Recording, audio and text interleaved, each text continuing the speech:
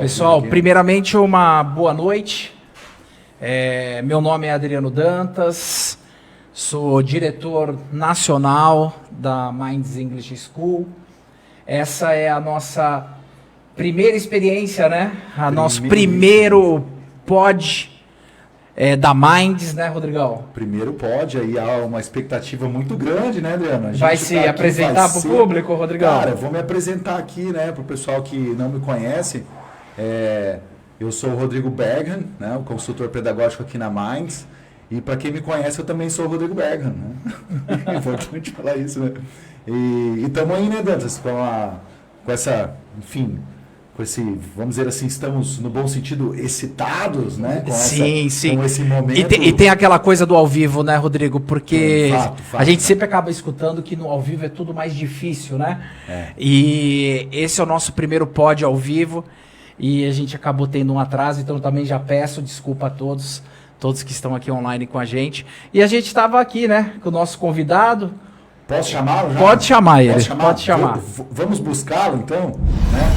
Aí, doutor. E aí, doutor? Marquesi, como vai, doutor? Tudo jóia? Tudo bem? Bom, tudo bem. Desde nossa última conversa, doutor, como é que estão as coisas? Graças a Deus, tudo jóia. Legal. Uma satisfação enorme estar com vocês aqui, com o público de vocês aí. Tão seleto aí, né? Que bacana. Aí. O doutor é a especialidade urologista, né, doutor? Isso. Sou urologista, eu sou daqui de Maringá, maringaense. A gente teve a oportunidade de falar com vocês há uma semana, né, sobre Novembro Azul, né, eu me apresentei, moro em Maringá, tenho 2 filhos, sou formado na Faculdade Estadual de Cascavel, que fiz a graduação em Medicina lá, né, e depois eu fui para São Paulo, no Hospital do Servidor, o IANSP, né, o Hospital do Servidor Público do Estado de São Paulo, e fiz toda a minha parte de residência médica lá, cirurgia geral e urologia lá. Né, em 2012 eu terminei, né, como urologista e voltei para minha cidade natal, e aqui estou nesse período aí. Às vezes está tudo certo, a família está crescendo, saudável. Família maringaense família já? Maringaense, né? Os 2 meninos, Pedro e Rafael. Pedro e Rafael, estamos assistindo, inclusive. Estamos assistindo, mandar um beijo para eles lá. Aí, Pedro e Rafael. Turminha da pesada lá. Legal, bacana. E doutor, é legal citar que o senhor é o nosso primeiro convidado no nosso podcast. Nós escolhemos o senhor justamente pela performance que o senhor deu a sua palestra aqui na unidade de Maringá. E acabou prendendo a atenção de todos e a gente falou, não, vamos expandir aí o conhecimento do doutor e os insights deles para todo o país. O senhor já passou aí um pouquinho da trajetória do senhor, né? Isso. E estamos no Novembro Azul, né? Que é um mês extremamente importante, né, doutor? Isso. E óbvio que nós vamos ter perguntas online, vão ter perguntas entre nós também. Perfeito. E eu tenho até uma primeira pergunta para fazer para o senhor, tá? Antes de a gente entrar em todas as especificidades aí do Novembro Azul. Perfeito. Doutor, hoje a sua preferência é um atendimento no consultório? Hoje mais move, senhor, consultório ou centro operatório? Olha, um dos motivos para ter optado pela especialidade de urologia é que ela tem justamente essas 2 opções. Você consegue atender os pacientes em consultório, em consultas que são bem objetivas, né? E consegue fazer cirurgia, né? Que a cirurgia é o seguinte, eu gosto de fazer cirurgia porque é algo muito resolutivo, né? Você está com uma pedra no rim, tirou o cálculo, a pedra, o paciente resolveu o problema dele, fica feliz. Está com um tumor, um câncer de próstata, retirou a próstata, graças a Deus a maioria das vezes você cura esse paciente. Então tem uma satisfação muito grande também sendo cirúrgico. Mas os 2 eu acho interessante, e isso, a especialidade proporciona isso. Uhum, porque dizem que tem os profissionais, né? Que eles preferem o consultório, que é o atendimento com o público, aquela conversa com o público, e tem profissionais que preferem o centro operatório, né? Isso. No caso do senhor, o senhor gosta dos 2? Eu gosto dos 2. Eu gosto muito de operar também, eu sempre gostei da especialidade cirúrgica, né? Tanto que para ser urologista, primeiro faz 2 anos de cirurgia geral, aí depois você escolhe a subespecialidade, né? Eu escolhi urologia, mas sempre gostei também de operar barriga, ser cirurgião geral.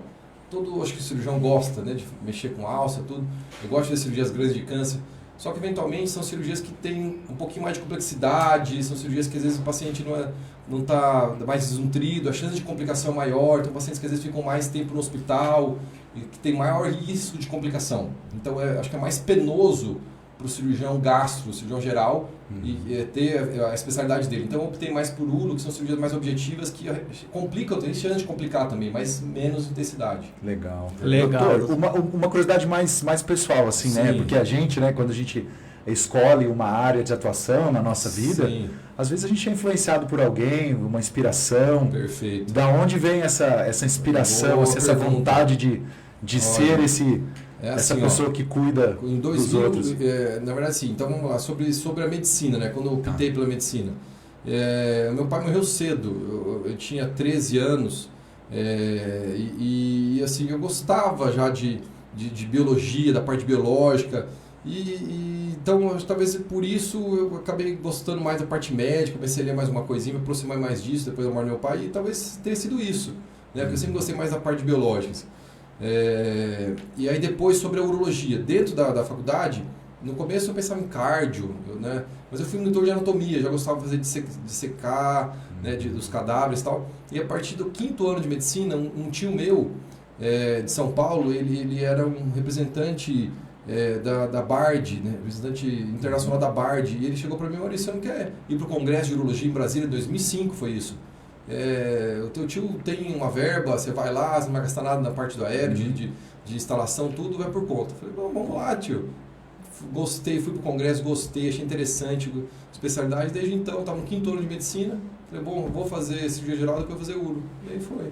Tava na hora de Foi esse decidir. impulsionamento aí do tio também, sabe? Que legal, olha aí. Que legal. E doutor, até para que a gente sane algumas dúvidas, Certo, hoje um médico urologista, certo. ele é direcionado só para o homem ou não? Então, assim, ó, é uma pergunta interessante também. O urologista, ele atua na parte genital do homem, né? E também na parte urinária do homem e da mulher. Né? Então, por exemplo, quem atua na parte da genital da mulher? O ginecologista. Né? E o urologista a parte da genital do homem. Só que quem cuida da parte urinária dos dois? O urologista, tanto do homem quanto da mulher. Né? Então, a mulher tem pedra no rim, mulher tem problemas na bexiga, incontinência, infecção de urina. Então, quem cuida dessa parte é o urologista. Né?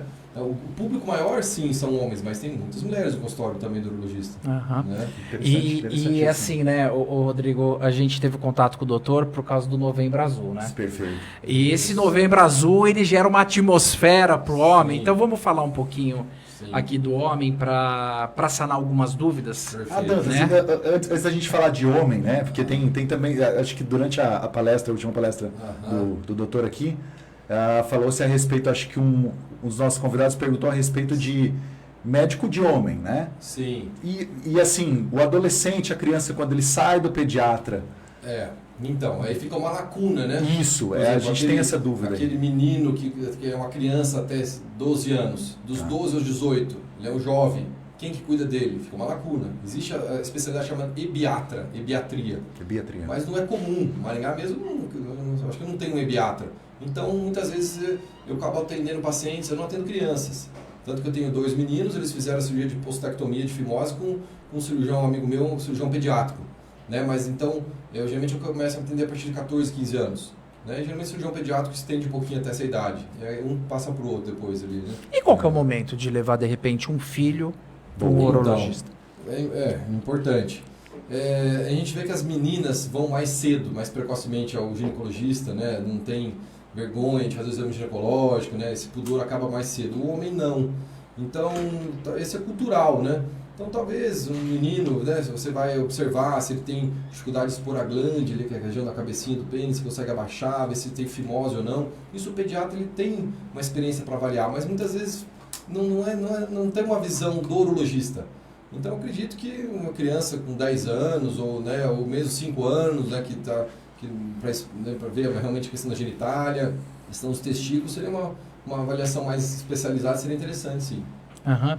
Vamos falar um pouquinho, Rodrigo, dos fantasmas, né? Vamos entrar, vamos falar do fantasma. Acredito que o senhor está bem acostumado na questão dos fantasmas que envolve o Novembro Azul, Sim. aquela coisa toda do toque, né? Sim. Mas, doutor, me fala uma coisa. Acho que até para quem está nos assistindo e também vai ser gravado, vai ser colocado também em todas as nossas mídias de comunicação, como que funciona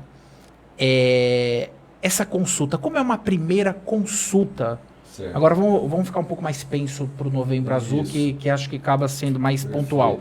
Como que é uma primeira consulta? Então, é assim, ó, o que a gente recomenda às sociedades brasileira, americana de urologia? Que se faça esse rastreamento, né? Existe um estudo que eu até comentei na última palestra, que foi um estudo grande, né, com cerca de 20 mil homens, né, que ele foi feito na cidade de Gotemburgo, na Suécia. Né? Então foi um estudo bem direcionado, durante 22 anos, seguiu-se, metade de um grupo fez rastreamento, e a outra metade não fez nada de rastreamento. Tá? Então esse estudo mostrou ao longo desses 22 anos que aquele grupo que fez o rastreamento, o que seria o rastreamento? Faz exames de sangue, o PSA, eventualmente o exame de toque retal, né, um complementa o outro, então ficar rastreando, né, observar se esse homem vai desenvolver por um câncer ou não. Mostrou que esse grupo que fez o rastreio teve uma redução de mortalidade de 41%. Tá? Foi necessário cerca de 200 rastreamentos para evitar uma morte por câncer de próstata. E foi necessário tratar 9 pacientes para evitar uma morte. Tá? Então você veja que existe um benefício. Né? Por exemplo, a mamografia, que é para avaliar câncer de mama, tem que fazer 400 mamografias para evitar uma morte. Olha. Tá? Então, homens dessa faixa etária de 40, 50 anos até 75 anos que entraram nesse estudo, tá? E mostrou que aqueles homens que tiveram esse rastreamento tiveram benefício sim. Tá? Então, essa questão do rastreio deve ser compartilhada, essa decisão, entre o paciente e o paciente e o médico urologista. E o paciente tem que saber o seguinte: com rastreio você vai ter benefício? Vai. Você pode ter um super tratamento, um overtreatment sobre isso? Pode também. Às vezes você vai descobrir uma doença que era tão pequenininha, tão inicial, que você vai acabar tratando ela de forma desnecessária. Mas somente fazendo isso, você vai conseguir prevenir, evitar mortes. Perfeito. Tá? Então essa decisão tem que ser compartilhada. Tá? Essa é a questão do rastreamento. Ele deve ser feito e o paciente tem que estar atento a isso. Né? Principalmente quem? Homens que têm história familiar positiva. Ou seja, que tem um pai com câncer de próstata, ou irmãos, ou tios, ou avós. Por exemplo, quem tem um pai, aumenta 2 vezes a chance de ter câncer de próstata. Quem tem um irmão, aumenta 2 vezes e meia a chance de ter. Veja como é importante. Então, você consegue analisar qual que é esse grupo populacional que vai ter mais chance de ter câncer e realmente ficar mais atento a eles. Tá? Então, geralmente, a partir da 4ª década de vida, no consultório, o paciente vai, a gente faz o exame de PSA, que é o exame de sangue, e, eventualmente, o exame de toque, a partir de 45, 50 anos. No exame de toque, o famigerado exame de toque, qual é a importância dele? A gente sabe o seguinte: de cada 10 homens, se você que tem câncer de próstata, 8 vão ter o PSA alterado, que é o exame de sangue. Tá? Só que 2 não vai ter o exame de PSA alterado. Se você não fizer o toque retal, você não descobre. Ele já deveria ter um nódulo naquela próstata. Então veja como um exame complementa o outro. Por isso que é importante fazer. Então, de cada 10 homens, 8 tem o exame de PSA alterado, vai ter o câncer de próstata, você vai detectar. Mas desses 10, 20% desses homens não tem alteração no PSA. E a doença já está ali. Seria detectada pelo toque. Tá? Então, você deixaria passar, não quero fazer o toque. Tudo bem, você tem chance de passar a doença.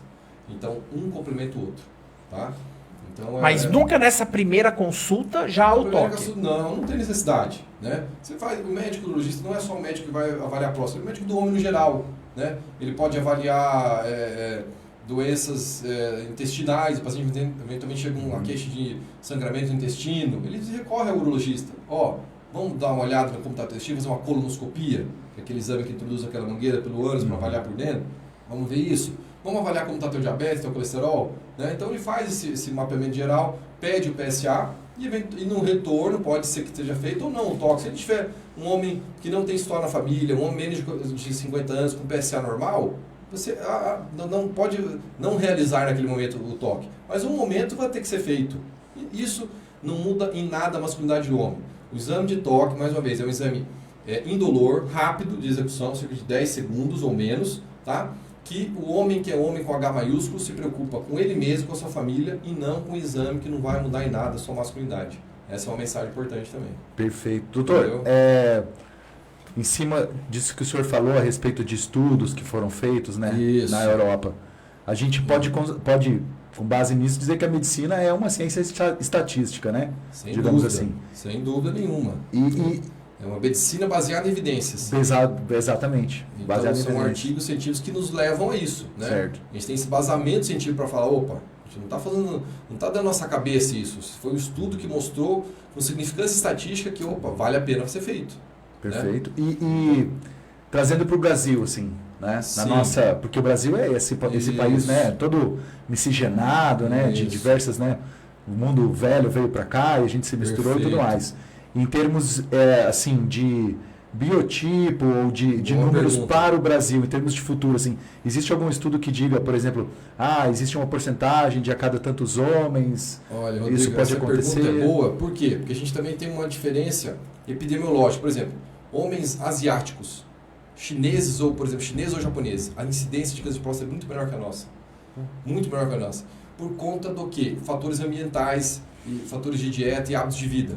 Né? São homens que a população não tem esse hábito de comer muito alimentos ultraprocessados, esse alimento de mais vegetais, frutas, verduras, alimentos crus, né? Enquanto nós temos essa dieta do Ocidente, né? Que é mais alimentos processados, mais carne vermelha, mais sal, né? Então, realmente a incidência lá é menor que aqui.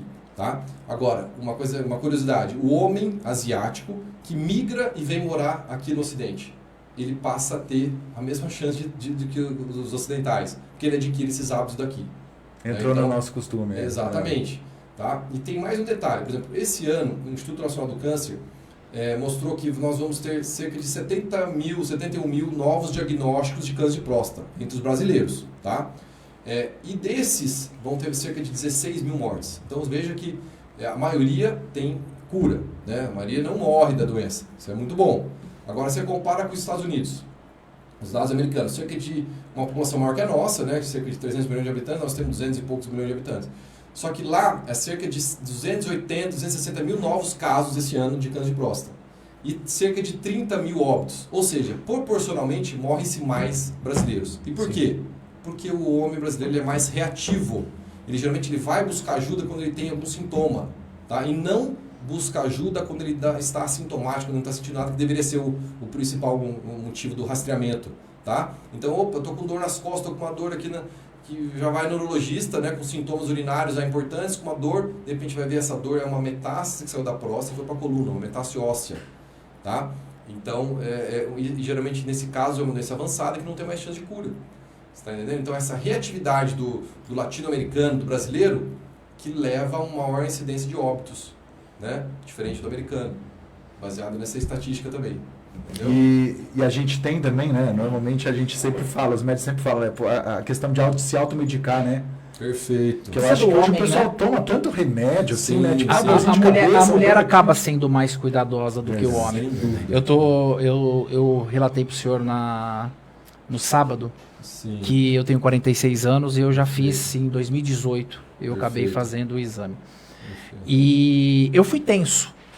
Né? Eu fui tenso. Sim. E não era só eu que estava tenso, não. É um universo muito engraçado. Quando eu entrei no consultório, aí eu entrei e já tinha 3 homens sentados. Sim. Aí eles olharam para mim já com um ambiente de dó. Eu falei assim, tu também, cara. E aí, acabei cumprimentando ali por respeito e falando, estamos todos no mesmo barco, né? E uns olhavam para cima, uns olhavam para baixo, né? Justamente por causa... eu acredito muito, pelo menos para mim, foi por causa do toque. Certo. Como que o senhor lida com essa desconfiança, com essa pseudo-tristeza que envolve isso? Essa ideia de constrangimento, né? Que os caras ficam pensando, pô, chegar agora. Assim, uma hora, eu tô com 40 anos, uma hora vai chegar pra mim também. Assim, a gente tem que encarar com naturalidade, porque isso vai fazer parte do cuidado da nossa saúde, do nosso cuidado. Assim, realmente a gente está muito acostumado, a gente age de forma tão natural e deixa o paciente também tão tranquilo que eu acho que não gera constrangimento. Eu estou bem tranquilo no consultório, faço brincadeira, piada, enfim, eu quebro já esse gelo aí, né? Aí depois, quando o paciente volta, já traz um buquê de flores. já tá se conhecendo, né, doutor? Relacionamento, exatamente. Não, a gente brinca também, enfim, não precisa ter essa seriedade toda, né? O consultório tem que ser um ambiente gostoso para conversar e o paciente fica tranquilo. Olha que engraçado, né? Eu citei que eu fiquei assim, eu tava tenso com o toque, porque Sim. é por isso que eu fiz essa pergunta, porque na verdade eu não sabia se eu já ia chegar lá, Certo. né? E já participar do toque ali, né? Mas na verdade, eu acredito que os resultados dos exames Aham. causam muito mais Ah, tensão É. do que de repente o ato do toque. É a questão do inesperado, né? Assim, fica, É. será que minha saúde está legal? Sem dúvida, isso causa uma estranheza ali, mas faz parte da natureza humana do homem mesmo, normal isso daí. Legal. Legal. E outra coisa, doutor, assim, vamos lá, a gente fica ouvindo falar e todo mundo posta na internet, né, de fazer o exercício, vou fazer meu cardio Sim. e tal. Então, o coração como músculo, né, você tem que usar, você tem que Perfeito. exercitar. E o que acontece com a próstata, assim? Por que ela existe Isso. e aí, como é que eu Boa. posso, por exemplo... Tem algum exercício que ajuda a prevenir ou algum hábito que pode vir boa a trazer pergunta também. benefícios? É assim, ó, a gente acha que a próstata só tem uma patologia, só uma doença que é o câncer. Não. A doença mais comum da próstata é a hiperplasia prostática benigna. O que é isso? É o crescimento benigno na próstata. Tá? Então a próstata é uma glândula do tamanho de uma noz, de um limãozinho, né? E ela pode crescer, chegar a tamanhos de uma bola de futsal, de um polcã, né? Em casos bem extremos. Então, todo homem a partir de 40 anos, a próstata tem cerca de 20 gramas. A partir dessa idade, todo homem a próstata vai ter um crescimento. Alguns muito rápido, outros mais lentamente. Tá? Mas todo homem vai ter. Tá? Então, homens que geralmente têm 50, 60 anos, 70 anos com uma próstata que tem 40, 50 gramas, começam a ter alguns sintomas obstrutivos, que a próstata cresce e vai fechando um pouquinho o canal de xixi. E aí ele vai ter alguns sintomas de jato mais fraco, levantar muitas vezes à noite para fazer xixi, sente que não fez todo o xixi, tem que voltar a esvaziar de novo, gotejamento, né? Então esses sintomas são sintomas de hiperplasia prostática benigna, tá? Que é uma doença benigna, sim, mas muitas vezes não era para estar acontecendo ali, então ela torna-se um problema para o homem. Muitas vezes tem que fazer um tratamento, a base inicialmente de medicações, que ajudam a dilatar, abrir o canal, diminuir o tamanho da próstata, e muitas vezes quando não responde ao tratamento medicamentoso, tratamento cirúrgico, né? Para abrir esse canal. Então, e a função da próstata, qual que é? A função dela é reprodutiva. Tá. A próstata é uma glândula que ela produz um líquido prostático que é um dos constituintes do sêmen do homem, né, do esperma. Então, sem próstata, o homem não consegue se reproduzir. Ele não gera filhos, não vai ter... Tá? Mas, ao mesmo tempo que ela gera gera a vida, ela pode gerar vida, porque é um foco importante de câncer, né? A próstata. Né? É o segundo câncer mais comum do homem e o segundo que mais mata o homem, né? Então, mas por isso que ela tem que ter esse cuidado, né? Porque a próstata está em constante crescimento. Muitas vezes esse crescimento exagerado, né, pode gerar uma mutação e pode gerar um câncer, tá? Agora você falou, como que previne? O que a gente faz no consultório, na verdade, é a detecção precoce de qualquer tipo de doença, né? Por exemplo, do câncer de próstata, nós vamos detectar, no comecinho, né? A próstata começou a subir o PSA, você fez o toque, tem um nódulo, você vai lá e faz uma biópsia. Descobriu um câncer, mas está bem no começo. Você pode tratá-lo e a chance de cura é enorme, tá? Então é detecção precoce. Agora, como você previne uma doença? Um câncer, seja de próstata, qualquer tipo de câncer, através de vida saudável. Estilo de vida saudável, né? Então, o que seria isso? Abolir o tabagismo, né? Consumo moderado de bebida alcoólica, fazer uso de consumo de vegetais, frutas, verduras, menos carne vermelha, mais carne branca, diminuir o consumo de alimentação saudável. Né? Então, esse estilo de vida saudável, né? Um exercício físico regular, sair do sedentarismo, todo esse processo inibe tanto as doenças benignas quanto malignas na próstata e outros órgãos do corpo. Entendeu? Então, essa prevenção que é a chave do negócio, né? O senhor até falou sobre a remoção, né? Sobre a remoção, queria que o senhor de repente citasse isso daí. Isso. Então, para a doença, quando não é câncer, doença benigna da próstata, quando a próstata começou a crescer, mas não está muito grande, a gente consegue fazer uma raspagem pelo canal, sem corte nenhum por fora.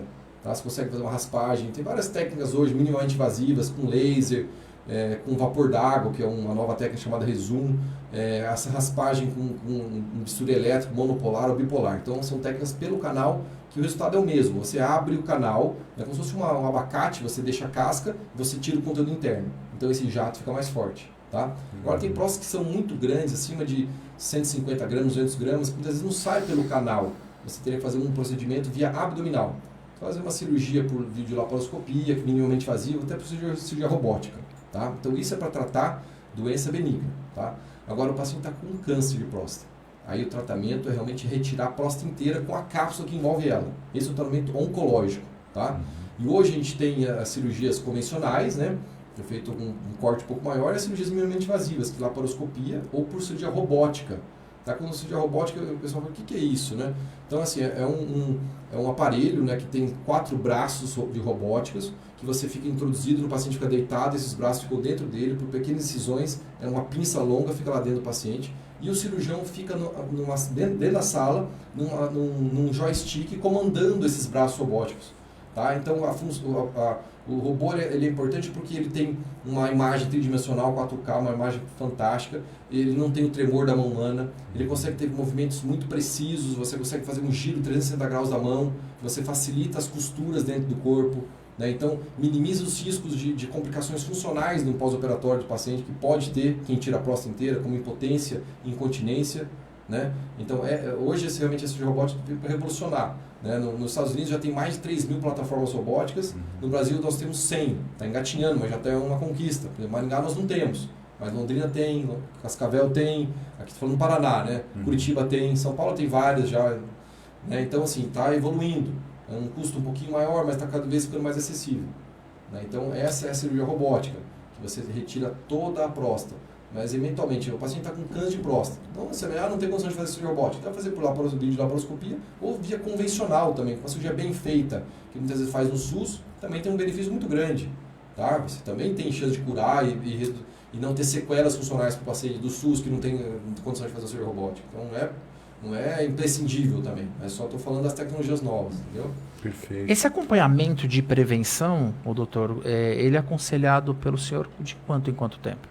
Então, que eu falei, uma decisão compartilhada, né? Geralmente a gente fala em torno de 1 ano ou 2 anos, anual ou bianual. Então depende daquela questão, né? Esse paciente aqui ele tem um histórico favorável de câncer de próstata. Vamos tentar segurar ele menos de 1 ano, de cada 6 meses, de ano em ano, porque o PSA dele começou a subir muito rápido, né? Ele já tem um pai que tem, um irmão que tem, então vamos ficar mais em cima dele, né? Por exemplo, pacientes negros têm mais chance que brancos, né? Asiáticos e índios têm menos chance. Né? Mas lembra que eu falei, os asiáticos que vêm para o ocidente têm mais chance. Então, você tem que mais ou menos montar esse quebra-cabeça e decidir com o paciente. Doutor, e no caso, homens mais jovens, né? Assim, pode também ter algum outro tipo de incidência, especialmente assim, de doenças benignas que possam vir a se tornar malignas em uma idade assim, de 20, 25, geralmente, 30? O paciente o mais jovem que está com algum problema na próstata, a gente fala uma infecção, pode ser uma prostatite. Tá? O paciente que às vezes teve uma infecção urinária, uma uretrite, pode eventualmente evoluir para uma prostatite, que é uma patologia também da próstata, uma outra doença da próstata. Falamos 3, né? Falamos do câncer, a doença benigna, que é a hiperplasia prostática benigna, e a prostatite. Tá? Também não tem idade, mas pode ser entre jovens, adulto jovem, idoso, pode ter essa doença também. E assim, a gente sabe que o câncer de próstata ele afeta mais homens a partir da 6ª década. 75% dos cânceres de próstata são a partir de 65 anos de idade. Só que isso é uma estatística. Existem homens, que eu já fiz cirurgia em homem de 39 anos. Então, quer dizer, ele nem imaginava que ia começar a fazer o screening dele, o rastreamento dele. E foi feito porque foi um acaso, decidiram pedir um PSA para ele com 39 anos, viu que estava alto e descobriu. Mas geralmente a gente começa a partir de 40, 45 anos. Então tem alguns pacientes que estão fora dessa curva estatística, né? Mas ele tinha essa retenção urinária? Não assim? tinha sintoma, foi um achado acidental, foi uma sorte muito grande. Né? Porque às vezes demora mais um tempo. Ele foi fazer uma rotina e descobriu. De rotina e descobriu. Que loucura. Nossa. Então tem que ficar atento. Infelizmente o câncer é uma patologia muito séria, né? Verdade. Ô doutor, e outra perguntinha assim, vamos lá, aí foi diagnosticado, fez a cirurgia, o tratamento, certo, está curado.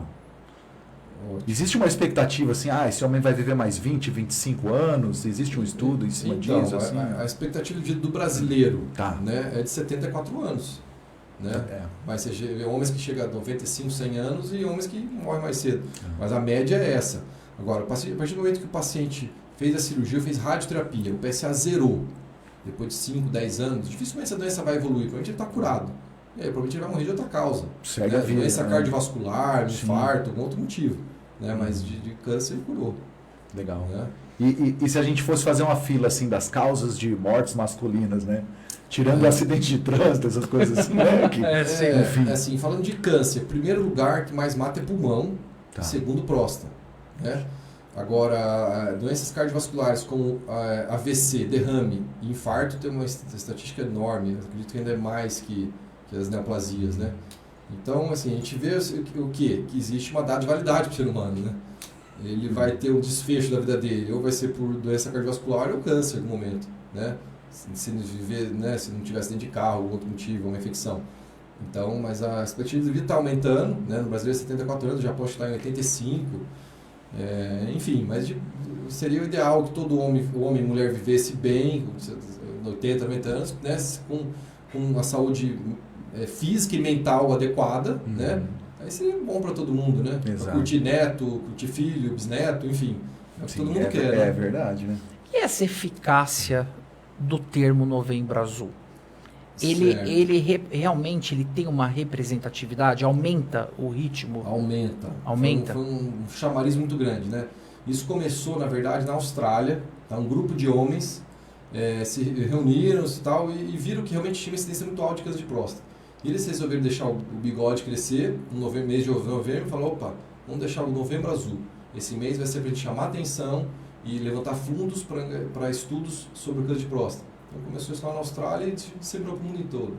Né? E hoje é uma realidade. Na Austrália, hein? Na Austrália. Longe pra caramba. Falando em Austrália, a gente ia fazer um game com o doutor? Então, doutor, o game é o seguinte, eu trouxe algumas palavras aqui. Sim. Né? Algumas palavras que até a princípio são bastante simples. Sim. Né? Porque a gente sabe que conforme o inglês, digamos assim, ele aumenta... Você aumenta o seu nível de inglês, as palavras acabam sendo mais próximas do latim, mais próximas por consequência do português, né? Então vamos ver essa aqui, vamos falar, tem essa palavra aqui, hormonal treatment. Hormonal treatment, tratamento hormonal? Tratamento hormonal. Certo. Como é que é essa? Doutor, tá Doutor dominando. Não tem armação, não é nada combinado, né? A gente nem... Isso aqui tá segredinho aqui. Então é assim, a questão, o tratamento hormonal, por exemplo, vamos falar sobre quem tem câncer de próstata avançado. Existe a hormonioterapia. O que é isso? A partir do momento que a doença avançou muito, existe uma análise que você tem que reduzir a produção de testosterona daquele homem naquele momento. Reduzir. Então, você pode, de duas formas. Você pode fazer um bloqueio hormonal a nível cerebral com injeções, tá? Ou comprimidos, que você inibe a produção de testosterona via eixo hipotálamo e hipófise. Então, ele para de produzir testosterona pelos testículos, tá? Através de injeção ou comprimido. E também tem um jeito que você consegue fazer uma castração física do paciente.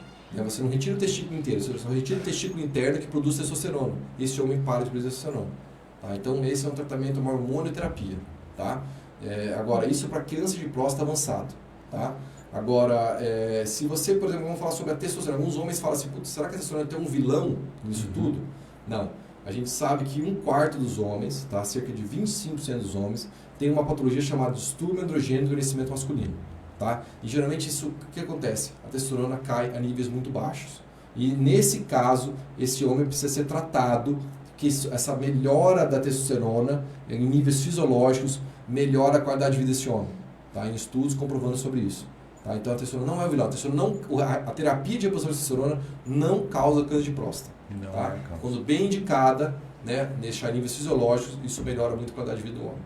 Tá? Excelente. Vamos buscar outra aqui. Certo. Uma coisa mais vamos ver que a gente não falou ainda e que possa estar aqui nos nossos papeizinhos aqui. A gente falou de... ok, essa é legal. Side effects. Efeitos colaterais. Efeitos colaterais. Palmas para o Dr. Marquesi. Enfim, qualquer tratamento tem efeitos colaterais, né? Então, vamos falar o efeito colateral de uma cirurgia de próstata.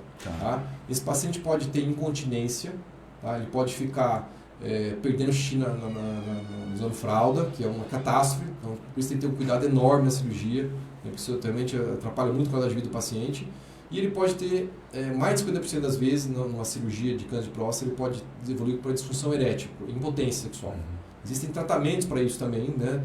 Com o tempo também pode voltar essa potência sexual do homem, que existe uma lesão neurológica desses nervos que trafegam ao redor da próstata, e uma vez na cirurgia você pode ter uma lesão parcial disso, e com o tempo pode voltar, depois de 6 meses, 1 ano, 1 ano e meio. Só que depois existe uma terapia que você consegue reabilitar, né, essa função sexual desse homem, e através de medicações, através de bomba de vácuo peniana, através de injeção peniana, ou até eventualmente, se o paciente não evoluir para uma ereção satisfatória no futuro, ele pode ser beneficiado de uma cirurgia de próstata peniana. Tá? Que, quando bem indicada, é um excelente tratamento. Tá? Então, esses são os side effects, os efeitos laterais da cirurgia. Agora, por exemplo, uma hormonioterapia. O paciente tem uma terapia de deprivação hormonal. O paciente que está com câncer de próstata avançado e você fez aquela castração, né? Seja física, a retirada dos testículos, ou a castração química, com aquelas medicações que inibem a produção de testosterona. E quais seriam os sintomas? De fogacho, por exemplo, calorão no corpo. Né? Esse paciente pode ter, eventualmente, ginecomastia, formação de mamas, né? Porque você acaba diminuindo a testosterona e acaba aumentando um pouco esse hormônio feminino do homem com o estradiol. Então, esse desequilibra isso, né? E pode dar esses sintomas de fogacho, calorão. O pessoal fala andropausa, que é um termo errado, né? Porque menopausa é quando você para totalmente de ovular na mulher, de menstruar. Isso realmente é uma pausa, né? O homem não é andropausa, ele diminui, mas não para 100%. Não para. Seria o homem fica hipogonádico, né? Aí pode ter esses sintomas daí, entendeu? A gente até estava comentando, né? Estava pesquisando, enfim, né? No Instagram do Dr. Maurício Marques e tal, e nós ficamos curiosos. Ele tinha alguns instrumentos, assim, parece que tudo indica que tem também a parte estética, tem alguma coisa de cirurgia plástica, assim, para melhorar o visual. Depois a gente vai falar, o doutor tem um canal de YouTube, né? Exatamente. Então, assim, gente, eu tenho um canal no YouTube, lá, Maurício Marques, YouTube. Enfim, eu resolvi fazer isso esse ano. Porque eu acho que é uma forma de uma mensagem chegar para mais gente, para mais pessoas, de uma forma educativa, né, sem charlatanismo, com informação de verdade, fidedigna e científica.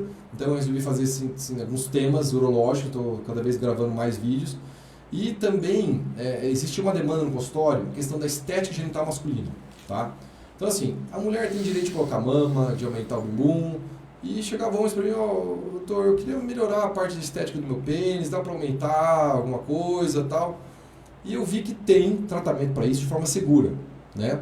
Então eu fui para os Estados Unidos, para Miami, né, com o Dr. Paul Perito, o cara que está lá, ele é americano, mora em Miami, e ele já desenvolveu uma técnica de mais de 8 anos de engrossamento peniano, tá? Um preenchimento com ácido hialurônico, né? Isso é feito em consultório de forma bem segura, tá? Com risco zero de complicação grave, porque é uma substância, o ácido hialurônico, que é viscoelástica e ela consegue, ela é depositada, né, preenchida no pênis, e ela já faz parte do nosso corpo. Então é uma substância que o nosso corpo produz. Então risco de rejeição zero, né, de complicação grave zero, né? Então esse efeito são aplicações que a gente faz a cada 2 semanas, né, em média a cada 2 semanas, e esse paciente tem um aumento em diâmetro, não em comprimento, em diâmetro. Então, é uma das técnicas que a gente usa para melhorar a estética genital masculina.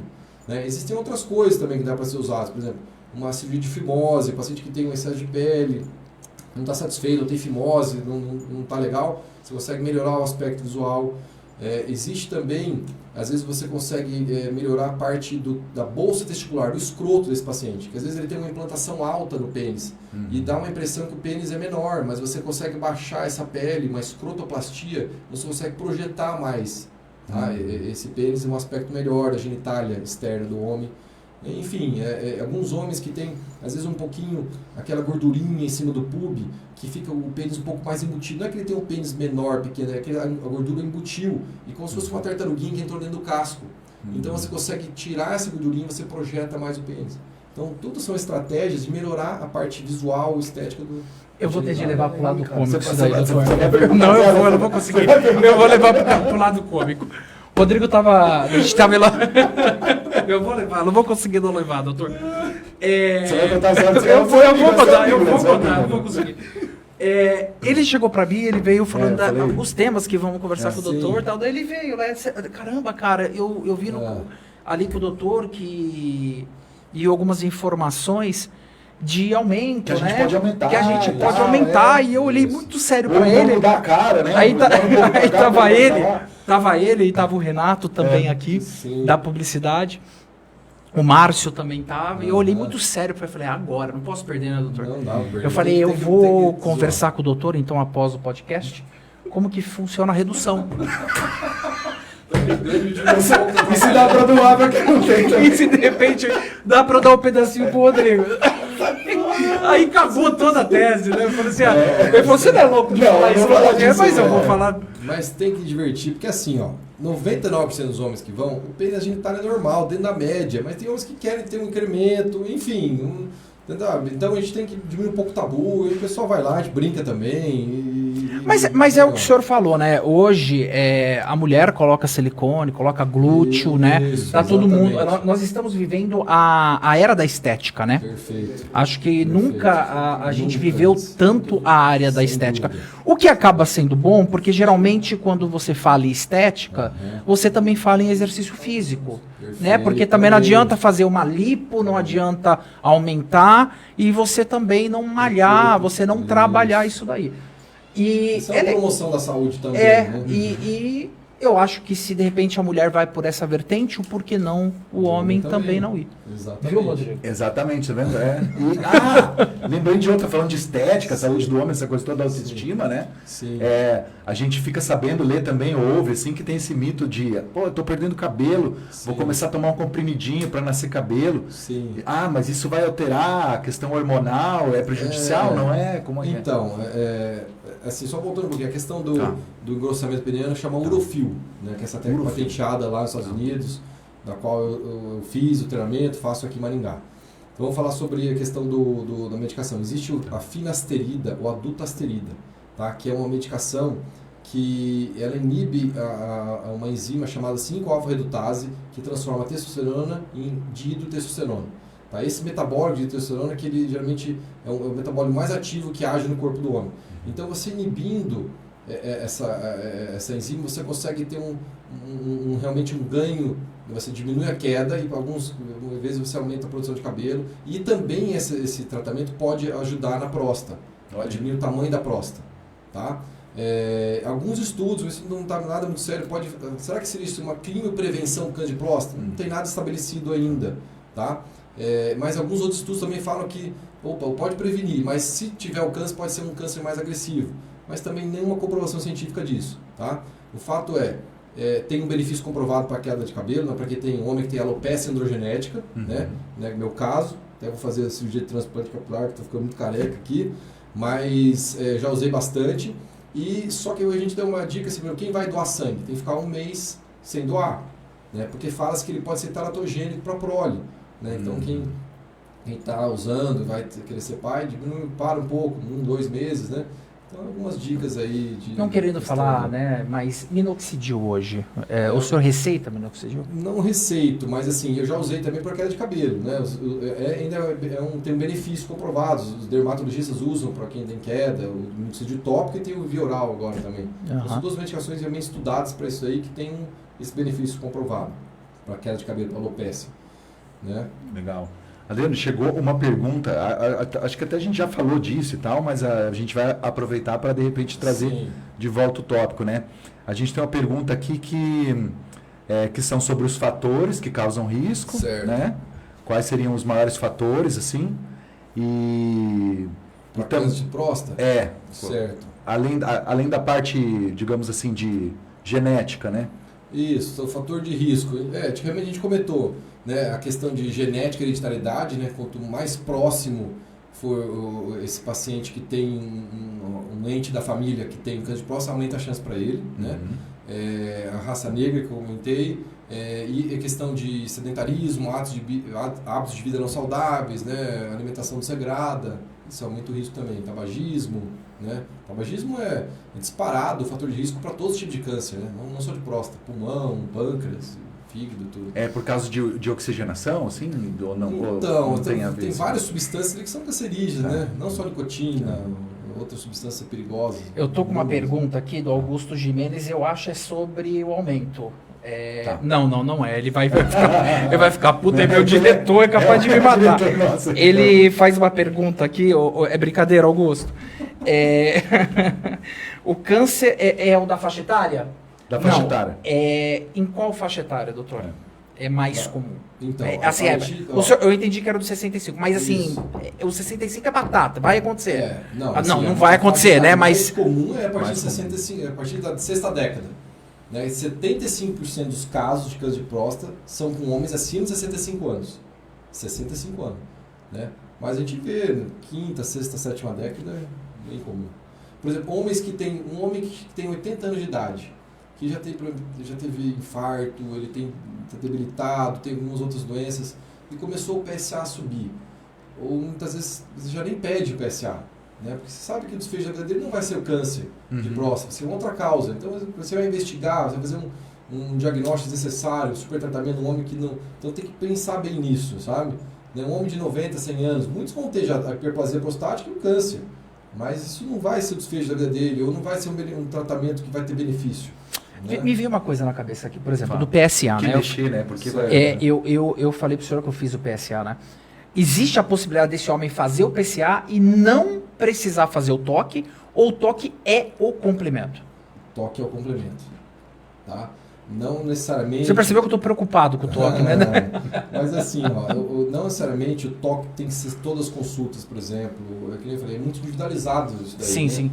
Não há necessidade. Você pode espaçar 2 anos, 3 anos, 5 anos, né? O paciente está bem, você conhece, né, a trajetória dele, você está vendo a cinética, a evolução do PSA dele, você já fez um toque inicial, a próstata pequena, não tem nódulo nenhum.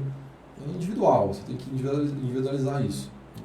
Cada caso é um caso. Cada caso é um caso. Exatamente. Muito legal isso aí. E tem mais uma em inglesinha aí que... Tem, mas olha só como é. Poxa, o doutor já matou todas aqui, ele já falou de todas, né? Ele falou do surgical procedure, Surgical procedure. procedimento cirúrgico, né? Uhum. O tratamento hormonal, a gente falou também. Isso aqui é legal.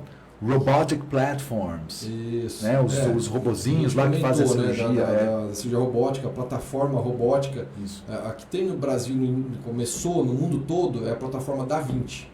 Tá? Hoje nós temos já 2 outras plataformas que estão no Brasil, tá? Que são concorrentes, quebrou a patente. Então a tendência é que isso vá baratear mais, né? Para ter mais acessível para a população. Olha que legal. É, Quebrou a patente exatamente. Tá. A patente ficou por 20 anos, acho que foi. Legal. Agora quebrou, foi 20 anos. Né? Começou em 2000, se não me engano, em 2020 quebrou. E agora tem as plataformas novas. E essa, se for o caso, né, de uma cirurgia mecânica ali e tal, via robotic platforms, diminui os efeitos colaterais, é uma cirurgia mais precisa? Isso, então. Alguns estudos mostrando isso, né? Que você tem uma chance menor dessas complicações funcionais, né? Que seria a impotência e a incontinência, né? Mas e tem outros estudos mostrando. Depende de quem está fazendo. Se você tem um volume bom de cirurgia minimamente invasiva, seja laparoscópica ou robótica, volume bom de cirurgia convencional, né? Que tem bons resultados, você tem um índice de complicação muito parecido entre todos eles. Entendeu? O que mostra mais as cirurgias minimamente invasivas para a robótica também é menos uma alta mais precoce no hospital, precisa ficar todos os dias internado, e menor sangramento, né? Então isso estudos longos mostrando essa comparação entre as técnicas, né? Só vantagem. Só vantagem. É bem interessante. Pergunta, né? Chegou pergunta aqui. Na verdade, talvez eu tenha lido errado do Augusto. É que o senhor já falou isso, né? Mas a pergunta dele é tirar a próstata caso haja câncer, se a pessoa vive normalmente. Daí o senhor explicou. Ele quer saber se tira a próstata, quem não... Não, se tirar a próstata... Normalmente, sem dúvida. Só o que esse paciente não vai ter mais? Ele não vai ter capacidade de fertilidade, né? Ele não vai ter mais ejaculação, tá? Isso que muda. Mas ele pode muito bem ter ereção, né? Namorar, e não vai ter mais a ejaculação, né? Então, porque não tem mais a próstata. Então, e nós temos aqui também da Milena. Quais são os fatores de risco para o câncer de A gente próstata. comentou agora há pouco, Comentamos também, sobre hereditariedade, enfim. Então é um tema muito interessante, né? Esse mês mundial de conscientização ao combate ao câncer de próstata. Ontem eu estive numa cidade aqui próxima, Mandaguaçu, fizeram toda a prefeitura, o Rotary lá, fez uma palestra, foi bem bacana. Então eu aproveito esse momento, esse mês, para difundir mais essa mensagem que eu acho que é importante. Legal, doutor. Uma missão nossa aí, né? Eu acho que a gente conseguiu aí, de repente, tirar todas as dúvidas. Sucesso, né? exatamente. Às vezes tem uma outra pergunta ali que de repente a gente acabou, né, deixando passar e tal, mas, pô, excelente, né? Se o senhor de repente notar que a gente deixou de passar alguma pergunta, alguma coisa importante. Bastante coisa, o que seria mais? Acho que foi bem legal. Enfim, tecnologias novas aí, né? Acho que na última palestra que a gente falou, eu comentei sobre o PET-TC. Sim, tem um exame sim. de tomografia, né? Sim. Que os cientistas mostraram, eles descobriram uma molécula que fica na membrana da célula tumoral prostática, que é o PSMA, né? Então, e você faz uma infusão de um radiofármaco, que é uma substância radioativa na veia, e esse radiofármaco ele está ligado nessa molécula de PSMA e ele consegue ligar nessa proteína que expressa essa molécula na célula tumoral de câncer de próstata e localiza ali onde está o tumor. Torna visível, Torna né? visível. Olha aí. Aparece nesse exame de tomografia. Então esse exame pode ser tanto para diagnóstico, né? O paciente já tem um câncer, ver se tem metástase, distância, alguma coisa, e agora também ele pode ser para tratamento, que a gente chama de teranóstica, que é o exame de imagem para diagnóstico sendo usado para tratamento, chama teranóstica, que seria uma revolução na medicina no sentido do quê? Esse paciente muitas vezes está com câncer avançado, com metástase nos ossos, e você pode lançar mão desse radiofármaco, um outro mais potente, que geralmente usa-se o lutécio, que você consegue também injetar na corrente sanguínea, e ele vai se ligar a essa célula tumoral prostática, né? E vai como se fosse uma mini bomba atômica e destruir essa célula. Olha aí. Então, assim, tem muita coisa no futuro que pode surgir. Sim. Né? Tem pacientes que estavam lá com o PSA estourado, mais de 3 mil, né? Lembrando que no valor normal do PSA é 1, 2, 3, no máximo 4, dependendo da idade, ele pode subir um pouco. Né? E de repente o paciente com 3 mil de PSA, cheio de metástase no corpo todo. Você faz essa tecnologia com esse radiofármaco, ligado no PSMA, e depois de 6 meses você tem um declínio quase total dessas metástases. E tem mostrando isso já na Europa começou, nos Estados Unidos, tem no Brasil sendo feito também, em São Paulo. E se você consegue, para esse câncer de próstata avançado, ainda você ganha sobrevida um tempo, uns meses. Né? Será que no futuro vai ter uma cura disso? A gente não sabe, mas parece que o caminho está surgindo alguma coisa nesse sentido. Estamos próximos. Olha aí. Então, que Doutor, é bom assim a gente citar, nós estamos no estúdio em Maringá, certo. né? E acredito que muitas pessoas estejam assistindo. Bom, E eu queria que o senhor repetisse aí, de repente, o seu Instagram, legal. o seu canal do YouTube. Se o Isso. senhor também quiser deixar o contato do seu consultório. Obrigado. E também, né, Adriano, lembrando que, porque aqui na Minds a gente tem também essa coisa da aula presencial, aula à distância, né? Tem como fazer consulta por vídeo também? Tem. Legal. Só não tem toque. Talvez seja mais interessante. No pós-pandemia, a gente viu que aumentou muito a teleconsulta. Né? Então, eu tenho feito alguns casos. Semana passada, um paciente do Nordeste, a gente fez uma teleconsulta. Eu fiz mais ou menos há 2 meses um paciente de Londres, a gente fez uma teleconsulta aqui. Tinha família em Maringá, mora lá. E aí a gente fez a teleconsulta, ele tinha uma questão de uma pressão alta, de difícil controle, e aí sugestivo de um tumor na glândula adrenal, que é uma glândula que fica em cima do rim. Então, na verdade, falar depois de rim, adrenal, a gente pode até comentar sobre isso. E aí existem tumores dessas glândulas adrenais que produzem uma substância hormonal que aumenta muito a pressão. E era o caso dele. A gente chama hiperaldosteronismo. Ele veio para o Brasil, a gente repetiu os exames, confirmou, a gente fez a cirurgia dele aqui, né, por minimamente vazio por laparoscopia. Ele ficou bem, graças a Deus, voltou para a Europa. Então, através de teleconsulta. Né? Então, a teleconsulta tem essa facilidade. Né? Ele veio, já deixou tudo pronto e resolveu, foi para lá. Assim, questão de redes sociais, eu tenho o Instagram, né, dr, né, Dr.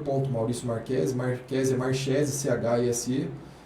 Tem um canal no YouTube, Dr. Maurício Marchese. A gente está no Google, já cai no canal, tem bastante vídeos educativos. Tem muitos vídeos legais. muita coisa Muitos boa lá vídeos no legais. YouTube. Tem Excelente. Facebook, Maurício Marques Urologista, tem um site, um website, marquesurologia.com.br. Enfim, eu acho que realmente a internet é fantástica para disseminar conhecimento e tudo, então tem esses canais aí para quem quiser. Nós vamos depois subir o vídeo e vamos colocar aí todos os contatos do senhor. Todos os arrobas, né? Todos os arrobas necessários aí para nossa... Deixa eu ver que pode ter chego aqui uma pergunta aí, uma pessoal. pergunta Chegou aqui. Uma pergunta interessante aí. Estamos aí já, olha aí, 1 hora. Você viu, passa rapidinho, né, cara? Pergunta. Incrível. Bom, Adriano, vamos lá, doutor. É a última. A última pergunta. Essa aqui é do José, que fala: eu tenho a hiperplasia de próstata e estou esperando chegar o antocinindiol. Antocinindiol. Devo tomar? Devo tomar? Antocinindiol? De repente, às vezes, ele escreveu ali, eu não, gente, que não soube especificar. Que ele toma? Ele disse que ele está esperando chegar um medicamento. Devo tomar, assim, ele tem a hiperplasia e está em dúvida se toma ou não. Próstata hoje, qual é o melhor tratamento medicamentoso? Tá? Eu vou falar 2 nomes comerciais que são os mais comuns, que é o Combodart e o Dutan. Tá? O que tem nessas substâncias? A gente tem a tansulosina, tá? E a dutasterida. A tansulosina é uma substância que ajuda a relaxar a musculatura lisa da próstata, abre o canal para fazer xixi melhor. Tá? E a dutasterida, por sua vez, ela diminui o tamanho da próstata. Então, quem usa essa substância por mais de 6 meses, 1 ano, reduz em 30% a 40% o tamanho do volume da próstata. Então, essas 2 substâncias de uso crônico, tem pacientes usando anos, você reduz o tamanho da próstata, você melhora os sintomas e muitas vezes evita a progressão da doença, evita que tenha tratamento cirúrgico. Tá? Então, isso aqui... Eu acredito até que o José Roberto Alves é meu tio, tá? Porque é José Roberto Alves Dantas, realmente, é meu tio Beto. Foi ele que acabou fazendo. E é esse mesmo o nome do remédio, doutor, ó. Eu acho que ele escreveu 2 vezes. Antocinindiol. Antocinindiol é eficaz. Olha, realmente eu não conheço a medicação, mas vamos inteirar, vamos pesquisar. Tá? Quem foi o urologista dele? Depois eu vou perguntar lá de São Paulo, do Rio de Janeiro. Ô tio, se você estiver aí, responde pra gente aqui. Tá? Coloca aqui nos comentários ou pode mandar aqui direto pro... Seria um fitoterápico, não sei, mas enfim, não tenho conhecimento. No último congresso não foi falado sobre ele, mas se for interessante, às vezes tem alguns fitoterápicos que o pessoal toma. Fitoterápico tem que tomar cuidado, tá? Não tem comprovação científica, eu não indico. Por exemplo, sal palmeto, são medicações, símbolos terrestres, não tem comprovação científica, né? Os pacientes tomam, mas eu não indico nesse caso. Seria uma medicina alternativa? Uma medicina alternativa. Já tem, por exemplo, pra você ter uma noção, ó, existe o famoso chá de quebra-pedra. Tá? O nome científico dele é Philanthus dinuri, quem tem pedra no rim. Lembro. Foi feito um estudo científico, mostrando homens que tomavam esse chá e outros homens que não usavam. Tomaram água, enfim. O que mostrou? Que ele não tem benefício de dissolver pedra nenhuma. Placebo. Não, umas coisas placebo. Então, seria a mesma coisa de tomar um medicamento, um líquido, um chá, uma água, que teria o mesmo benefício. Então, se você passar por um estudo científico mostrando que significa estatística que tem benefício, aí muda. Mas se não, a gente não indica.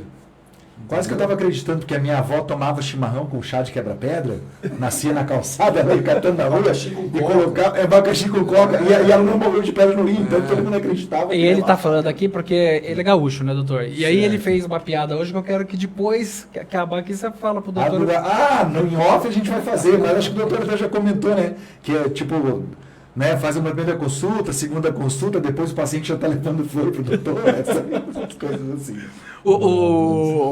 O tema e esse podcast com o senhor engajou a gente nesses 3 dias. Demais, a gente ficou bem na expectativa. E assim, uma coisa que foi bem legal, eu acabei estudando bastante coisa, muitas informações que de repente eu não conhecia, e olha como que é, né? Informações do nosso próprio corpo. Exatamente. Né? Que a gente acaba deixando de lado, né? Porque a gente tem essa mania, principalmente o homem, né? Ele só vai quando a água já cobriu, né? Muitas vezes quem leva é a mulher. Então é importante o papel da mulher, do casal, né? Para deixar, vamos voltar ao médico, vamos cuidar da tua saúde. Então isso a gente percebe muito na prática. Tem homens que entram no consultório, assim, perdido, né? Se não tá a mulher junto, ele não entendeu nada. Você já fala direto com a mulher. E vai com a mulher, doutor? Fala com a mulher, E vai com a mulher? Vai. Muitos vão com a mulher. Então, essa parceria, né? O Sim. casal é uma parceria, o casamento. Então, ajuda bastante. E a gente sabe que o homem tem expectativa de vida menor que a mulher, né? Por vários motivos. Inclusive, um desses é esse. Quer dizer, procurar de forma muito reativa, não procurar antes, quando não tem sintomas, né? Que a mensagem seria, procure antes de ter sintomas no médico. Uma mensagem final seria essa, né?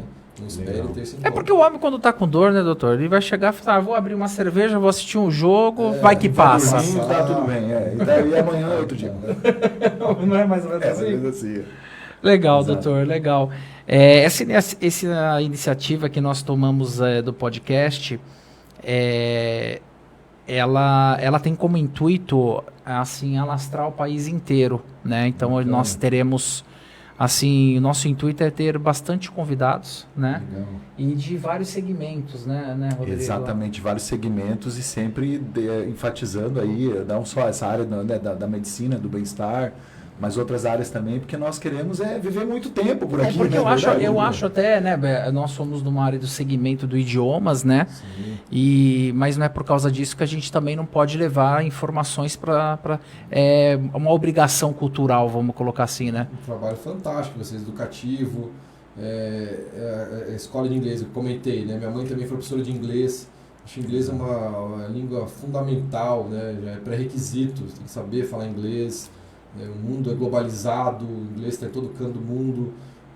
Então, a iniciativa de vocês é fantástica, parabéns. E nada como a informação, né, doutor? Porque Exato. nós estávamos no sábado e eu acho que acabou abrindo insight na cabeça de todo mundo. Bacana. Né? Acabou abrindo. A gente saiu ali, a gente começou a conversar entre nós e depois conversamos aqui dentro. Falei, nossa, eu vou marcar uma consulta, eu vou procurar mais cuidado, né? Porque Perfeito. é assim, se a gente não cuidar do patrimônio maior que é o nosso corpo e a nossa vida, então isso acaba ficando de que lado. Deus dá o livre-arbítrio para cada um fazer o que quiser da sua vida, né?